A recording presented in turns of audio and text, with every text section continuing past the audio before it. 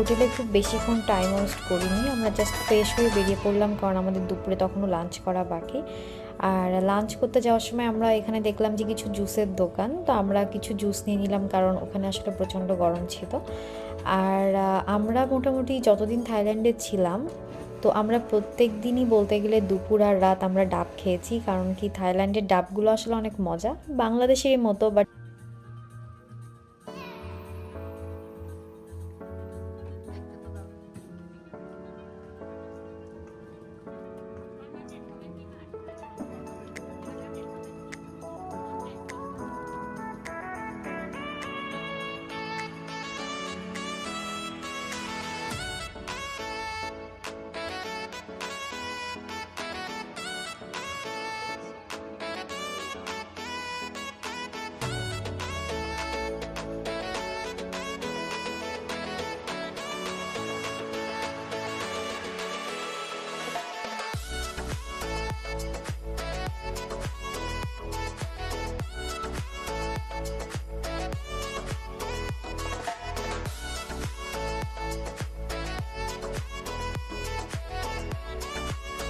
তো দুপুরে লাঞ্চ করার পর আমরা চলে গেলাম লং টেল বোট ভাড়া করতে।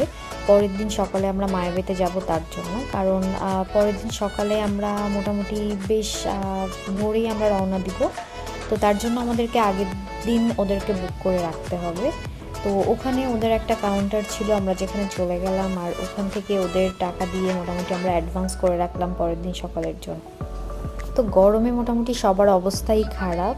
আমরা মানে দুপুরে লাঞ্চ করার পর তখন বিকাল হয়ে গেছে, বাট তখনও টেম্পারেচার মোটামুটি 34-35 ডিগ্রি ছিল, আর ফিলস লাইক 38-40 দেখাচ্ছিল। তো আমাদের আসলে টাইমিংটা একটু রং ছিল। আমরা অস্ট্রেলিয়া থেকে গিয়েছি, কিন্তু মানে ওই টাইমটা অস্ট্রেলিয়াতে ছিল উইন্টার, আর মানে উইন্টারের শুরু, আর থাইল্যান্ডে ছিল একদম গরম। তো আমাদের জন্য আসলে খুব বেশি মানে গরম লাগছিল ওখানে গিয়ে।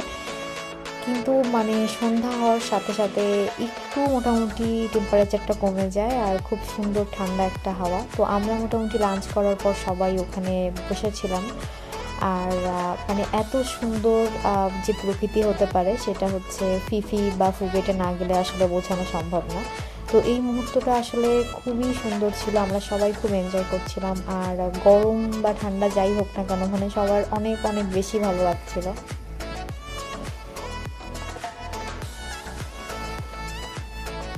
তো আপনারা যদি থাইল্যান্ডে ঘোরার প্ল্যান করেন, মানে ফিফিতে যদি যাওয়ার প্ল্যান করেন, তো অবশ্যই এই রিসোর্টটা দেখতে পারেন। বেভিউ রিসোর্টটা আসলে অনেক সুন্দর, আর সব